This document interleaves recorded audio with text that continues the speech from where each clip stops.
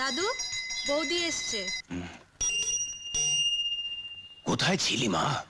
এখানে পুজো হচ্ছে, আসবি তো?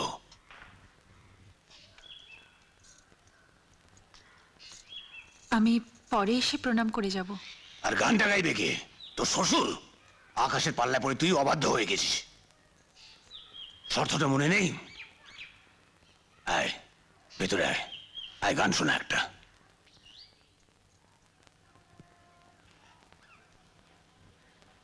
দাঁড়া, ভেতরে আসবি না?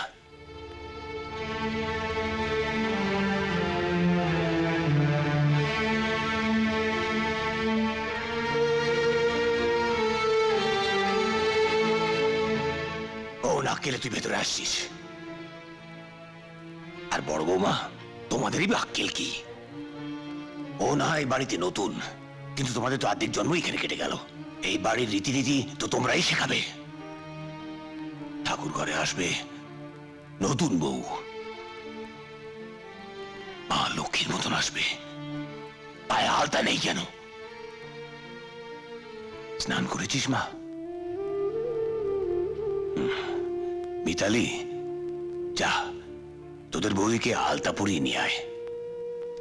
আর শোন, তোর ঠাকুমার পুজোর শাড়িটা পরিয়ে নিয়ে আসবি, কেমন? আচ্ছা, এসো।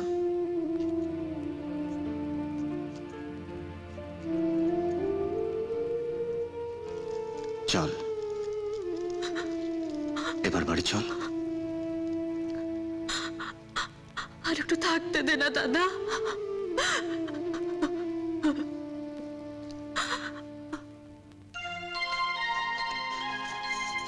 দাদু, বৌদি এসেছে।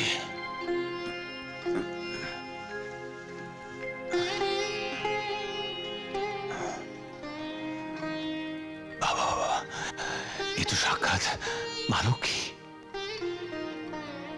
এ তো আমার মা।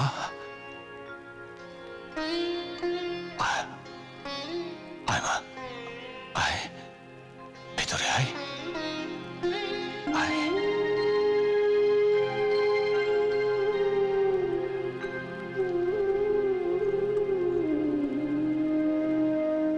দেখো দেখো বড় বউ, দেখ নলিনী, আমার মা ঘরে ঢুকছে। আয় মা, আয় আয়।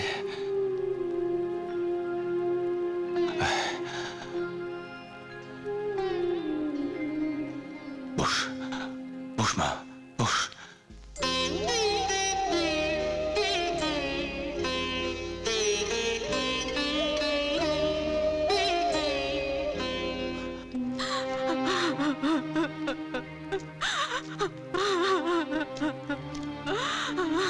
কি হলো, দাঁড়িয়ে পড়লি কেন? বাড়ি ফিরে কি করবো দাদা? তুই যা।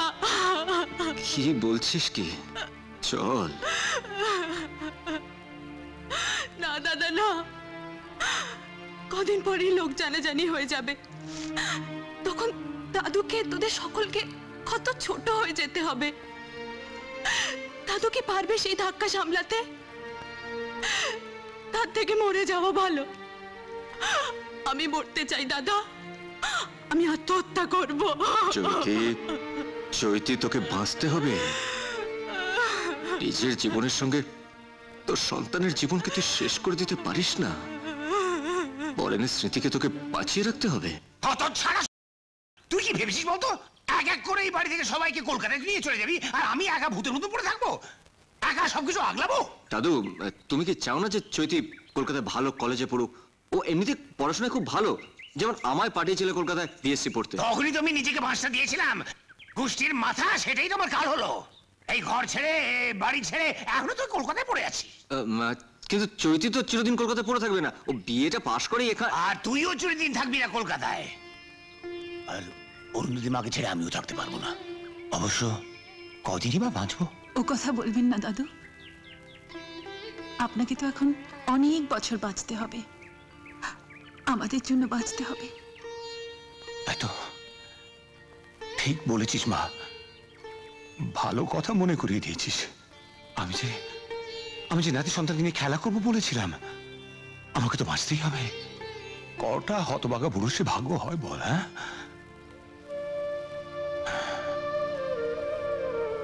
চৈতালি মা,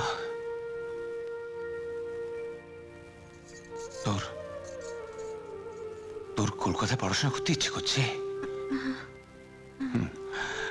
দাদা বৌদিকে জ্বালাবি না তো? ও জ্বালাতে যাবে কিনা? মাথা তোকে কে বলতে বলছে?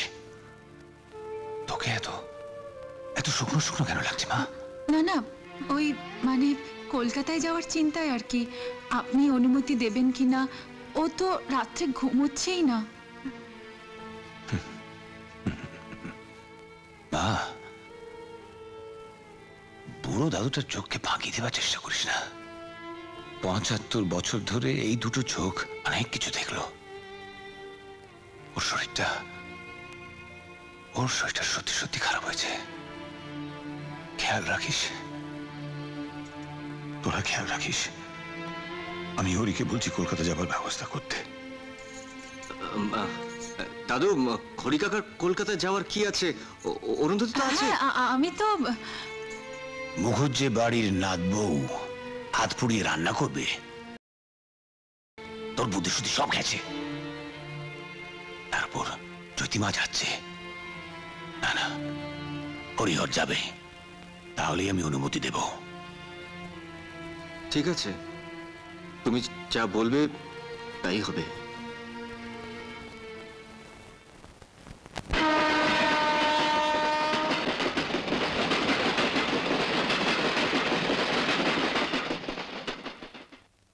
না না, আমাদের কোনো অসুবিধা হবে না।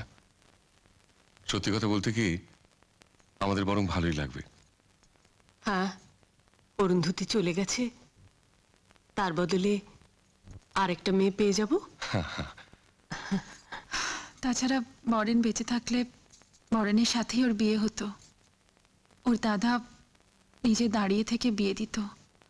সবই ভাগ্য।